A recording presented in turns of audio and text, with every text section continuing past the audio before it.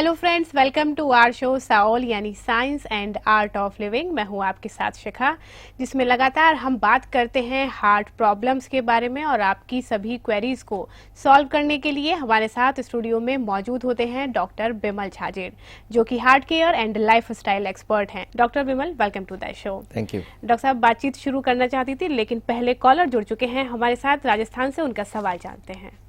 Hello hello doctor Mohan ji, बहुत बहुत स्वागत है आपका। बताएं क्या जानना चाहते हैं। मैं बीपी की परेशानी रहती है साहब मुझको। जी ओके। जी जी, और क्या हाँ। परेशानी है आपको? बीपी बढ़ा रहता है साहब। जी, हाँ। और देखिए, भी कोई दिक्कत है? इसके हाई लिए बीपी रहता है साहब। हाई बीपी के लिए आपको मैं बता दूं, आपका ब्लड प्रेशर नॉर्मली हम एक्सपेक्ट करते हैं 120 और 80 मिलीमीटर ऑफ मरकरी। ये हर उम्र में ही सेम रखा जाता है, 120-80। अगर आपका 130 तक है तब तक तो हम बोलते हैं आप नमक वगैरह खाना पीना में चेंज करिए, और अगर 130 के ऊपर है तो आपको ब्लड प्रेशर की दवाई लेनी चाहिए, नहीं तो आगे ये हार्ट की बीमारी पैदा करेगा। ब्लड प्रेशर के संग दो और बीमारी का ध्यान जरूर रखें। एक है शुगर आप जरूर चेक करवाएं, और एक लिपिड प्रोफाइल चेक कराएं। अगर इनमें से और भी कोई गड़बड़ हो तो आगे जाके आपको हार्ट के लिए जांच करानी चाहिए। और ब्लड प्रेशर कम करने के लिए आपको एडवाइस दूंगा, फैट कम करने के लिए नमक कम करें, और या तो लो सॉल्ट सोडियम मिलता है, लो सोडियम सॉल्ट मिलती है जिसका नाम है लोना सॉल्ट या सफोला सॉल्ट, लिया जा सकता है। और उधर आप खाने में फ्रूट्स और वेजिटेबल ज़्यादा खाएं, हर दिन पैदल चलें, वजन अगर ज़्यादा है तो वजन कम करें। बिल्कुल, तो जैसा कि डॉक्टर साहब ने कहा है, इन सारी गाइडलाइन को आप फॉलो करिए, क्योंकि कहीं ना कहीं अगर बीपी की प्रॉब्लम है आपको तो वो हार्ट प्रॉब्लम में भी तब्दील हो सकती है। उससे बचने के लिए आपको ये सारी गाइडलाइन जरूर फॉलो करनी चाहिए। एक और बात साथ ही यहाँ पर, अगर आप चाहते हैं डॉक्टर साहब से अपॉइंटमेंट लेना या फिर हार्ट प्रॉब्लम से रिलेटेड किसी भी इन्फॉर्मेशन को जानना चाहते हैं तो आप दिए गए नंबर्स पर कॉल करके फ्री डीवीडीज भी मंगवा सकते हैं, जिनमें हार्ट प्रॉब्लम्स के बारे में सारी डिटेल आपको जानने को मिलेगी। डॉक्टर साहब, चलिए अपना सवाल करना चाहती हूँ अब मैं। आप हमेशा मना करते हैं कि एंजियोप्लास्टी ना करवाएं या फिर सर्जरी ना करवाएं, तो मेडिकल साइंस से फिर क्या चीजें हैं जिनको आपने अडॉप्ट किया है अपने ट्रीटमेंट में? देखिए, हमारी संस्था का नाम है science and art of living. मतलब साइंस का हमने सिर्फ 3 चीज हटवाया है, एक है एंजियोग्राफी, एक है बाईपास सर्जरी, एक है एंजियोप्लास्टी। और इसलिए हटाया है, तीनों साइंटिफिकली मेरे को साउंड लगता नहीं है, क्योंकि ये तीनों में बॉडी को काटनी होती है, और नेचर की बॉडी जो हमारी बनाई हुई नहीं है, इसको काटने से पहले 50 बार सोचना चाहिए। और ये तीनों सर्जरी को छोड़ के मैं हर चीज मेडिकल साइंस का एक्सेप्ट करता हूँ।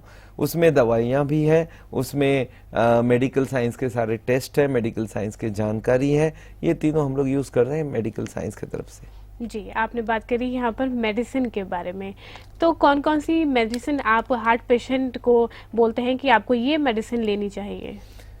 देखिए, मेडिसिन का सबसे अच्छा चीज है कि मेडिकल साइंस ने मेडिसिन पे काफी रिसर्च किया है, और ये बॉडी को परमानेंटली कोई डैमेज नहीं करती है। जब आप मेडिसिन मुंह में डालेंगे वो जाके 6 घंटा या 8 घंटा या 12 घंटा या 24 घंटा असर करेगी, फिर वो बॉडी के बाहर हो जाएगी।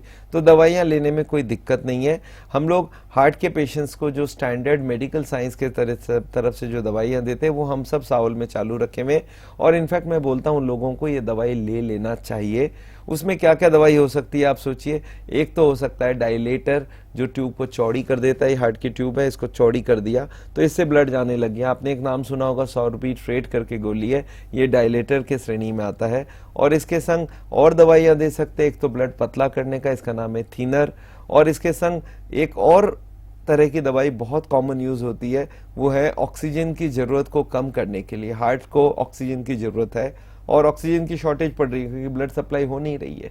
तो अगर हार्ट की ऑक्सीजन की जरूरत कम कर दें तो एंजाइना या दर्द या छाती में जो प्रेशर होता है वो कम हो जाती है। और इन दवाइयों का नाम है beta blocker, calcium channel blocker, ACE inhibitor. तो इस तरह की गोलियां हम लोग देते हैं, और अगर कोलेस्ट्रॉल और ट्राइग्लिसराइड हाई हो तो उनकी भी दवाइयां दे सकते हैं। बिल्कुल, चलिए एक और कॉलर जुड़ चुके हैं अभी हमारे साथ, उनका सवाल जानते हैं।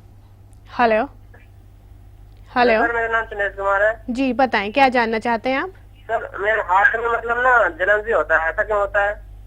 जी। देखिए, जलन अगर हार्ट के अंदर है या छाती में बीचों बीच या साइड में है, लेफ्ट साइड में, तो ये हार्ट की बीमारी हो सकती है। इसको अगर आप थोड़ा सा और पक्का करना चाहते हैं, थोड़ा चल के देखिए और स्पेशली खाना खाने के बाद चलिए। अगर ये पेन बढ़ती है या जलन बढ़ती है तो फिर हार्ट के होने के पूरे चांसेस है। इन सच केस आपको बोलूंगा आप अपना सीटी कोरोनरी स्कैन कराइए। आजकल ये सबसे सरल टेस्ट है, 7,000 रुपीज लगती है और 2 मिनट में आपको बता देगी ये हार्ट की है या नहीं है और पक्का बताएगी। बाकी मैंने देखा ईसीजी, टीएमटी, इनमें कुछ गड़बड़ी भी रहती है। ईसीजी में आया नहीं पर पता चला ब्लॉकेज है, टीएमटी क्लियर है, पता चला 70 ब्लॉकेज है। तो सबसे अच्छा आप सीटी स्कैन कराइए, इससे क्लियर होगा ये हार्ट की है या नहीं है। डॉक्टर साहब, आपने यहाँ काफ़ी सारी मेडिसिन का जिक्र किया। सबसे पहले आपने बताया डायलेटर्स के बारे में, किस तरीके से इसका यूज़ होता है हार्ट पेशेंट में? देखिए, डायलेटर क्या करता है, ये हार्ट की ट्यूब को चौड़ा कर देता है। जैसे कि आपको मालूम है हार्ट की बीमारी में होती क्या है, वो ट्यूब जो है उसके अंदर कोलेस्ट्रॉल जमते जमते 80% से ज़्यादा हो गई है। अब अगर उससे ब्लड सप्लाई नहीं हो रही है तो पेशेंट को दिक्कत हो रही है, चलने में सांस फूल जाती है, छाती में दर्द होती है। अगर मैं उस ट्यूब को थोड़ी चौड़ी कर दूं, चाहे 12 घंटे के लिए हो चाहे 24 घंटे के लिए हो, तो पेशेंट को दर्द पता नहीं चलेगा, पर इससे आराम मिल जाएगा उसको। तो हार्ट का पेशेंट चाहता है कि साहब मुझे आराम मिल जाए।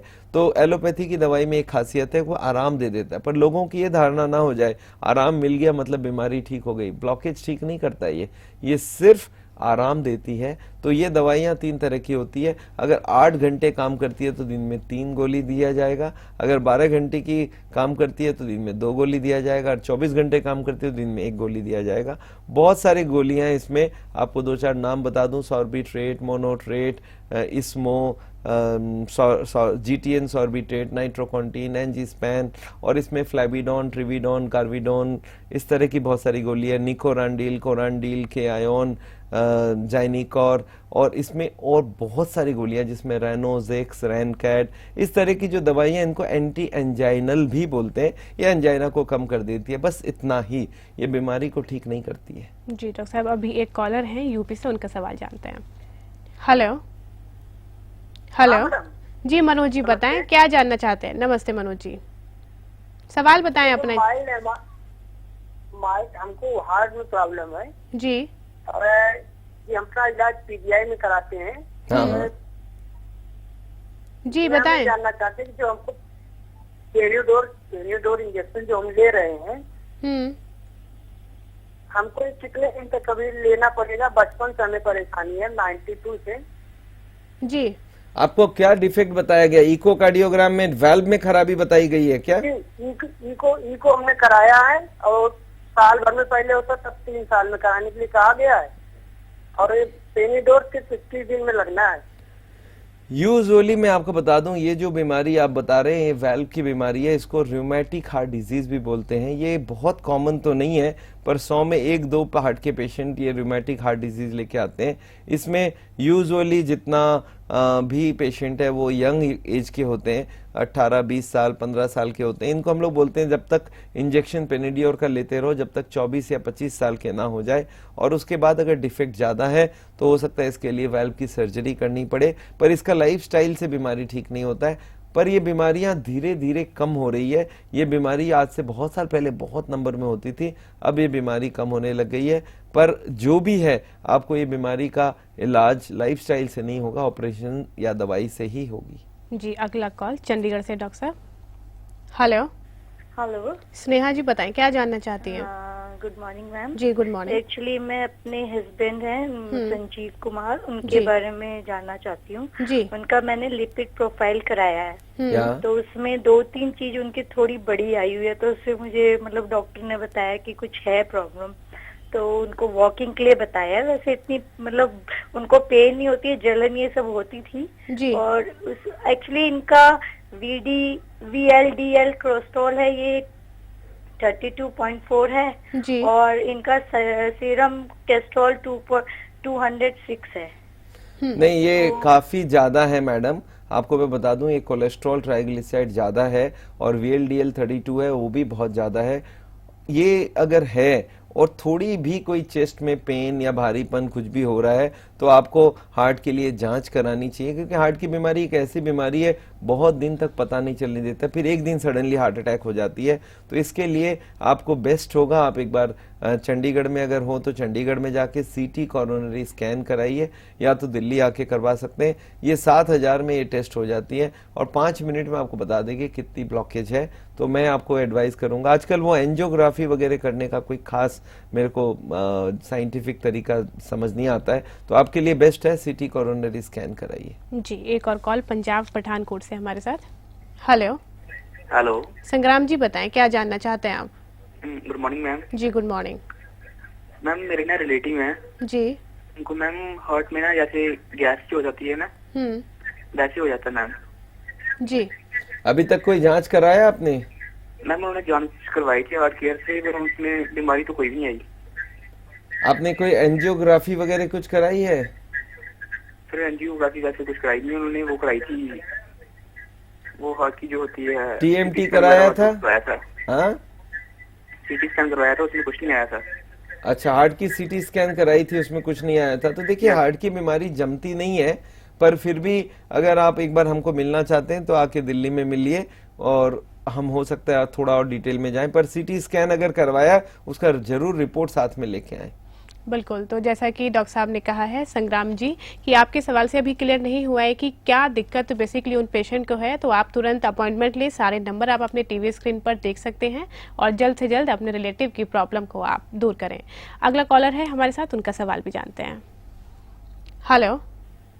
हाँ जी सर जी, मेरा ना कोलेस्ट्रॉल बहुत ज्यादा बढ़ा हुआ है। हाँ हाँ जी। एक बात और कि डॉक्टर बताया कि तुम्हारे ना ये जिगर के पास हर्निया है, तो इस करके। जी देखिए दोनों अलग अलग चीज है। कोलेस्ट्रॉल ज्यादा है ये वाला तो देखिए हार्ट की बीमारी से रिलेटेड है, और अगर जिगर के पास हर्निया है ये एक बोलते हैं हाइटस हर्निया बोलते हैं।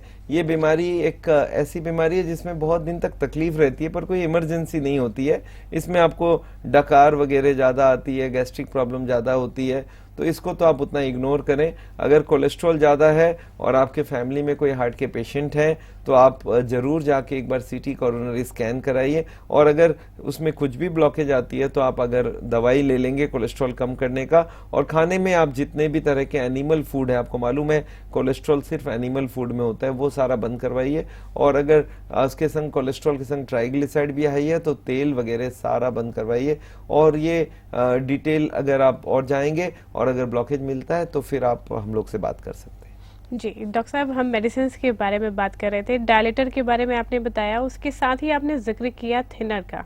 ये किस तरीके से यूजफुल है हार्ट पेशेंट में? देखिए हार्ट के पेशेंट को एक तो हमने ट्यूब को चौड़ी कर दी, उनको दर्द खत्म हो गया। एक ब्लड पतला करने की दवाई दी जाती है, वो जो क्लॉट होता है उसको रोकने का काम करता है और ब्लड को इतना पतला कर देता है आराम से ब्लड फ्लो कर जाए। और ये थीनर्स बहुत सारे होती हैं, जैसे दो ग्रुप होती है, एक तो इकोस्प्रिन ग्रुप होता है, इकोस्प्रिन, डिस्प्रिन, एस्पेंट, ASA, और इधर एक क्लोपिडोग्रेल ग्रुप होती है जिसका नाम है क्लोपिलेट, क्लोपिवास, क्लोपिटैब, डीप्लाट। इस तरह की बहुत सारी गोलियां हैं जो हम लोग हार्ट के पेशेंट्स को, कंपनी याद नहीं होती है पर दवाइयां में से कोई ना कोई दवाई क्लोपिडोग्रेल या एस्पिरिन का लिखा जाता है। तो एक डायलेटर हो गया, एक एस्पिरिन वाली ग्रुप हो गई जो ब्लड को पतला करता है। जी डॉक्टर साहब, अभी करनाल से एक कॉलर है हमारे साथ। हेलो। हेलो। हेलो जी मिसेस नागपाल बताएं क्या जानना चाहती हैं? हाँ, मेरे हस्बैंड है, जी। 64 है। उनकी हार्ट बीट जो है कभी कभी 36-37 हो जाती है। ओके जी। तो उनके टेस्ट सारे करवा चुके हैं, जी। अपोलो में भी करवाए हैं। उनके एंजियोग्राफी होता है वो भी करवाया है, हेड टेस्ट भी लिए हैं और भी टेस्ट लिए, TMT वगैरह सब नॉर्मल है। अच्छा, तो गैस की प्रॉब्लम भी होती है उनको, तो उनके लिए क्या किया जाए? देखिए इनका अगर हार्ट का रेट कम है तो आपको जो बेस्ट चीज करना चाहिए वो है कि उनको एक हॉल्टर करवाना चाहिए। हॉल्टर मॉनिटरिंग होता है जिसमें 24 घंटे की हार्ट की स्पीड देखी जाती है, और अगर इसमें बहुत खराबी आती है तो हो सकता है आपका पेस मेकर का केस हो। अगर आपकी एंजियोग्राफी हुई है उसमें खास दिक्कत नहीं आई है तो ये पेस मेकर की केस हो सकती है। तो इसके लिए आपको दवाइयाँ लेनी पड़ेगी और आगे हो सके तो और भी इलाज कराना पड़ सकता है। पर आप अपना लिपिड प्रोफाइल जरूर करवाएं और सारे रिपोर्ट्स अगर हम लोग को दिखाएं तो हो सकता है हम और कुछ इसमें लाइट डाल सकेंगे। बिल्कुल, तो जैसा कि डॉक्टर साहब ने कहा है कि अगर किसी भी तरह की समस्या से परेशान हैं तो देर ना करते हुए तुरंत आप अपॉइंटमेंट लें। सारे नंबर आप अपने टीवी स्क्रीन पर देख सकते हैं। फिलहाल हमारे शो पर वक्त हो गया है एक छोटे से ब्रेक का। ब्रेक के बाद भी हम वापस से आपसे बातचीत करते हैं। जल्द हाजिर होते हैं साउल में छोटे से ब्रेक के बाद।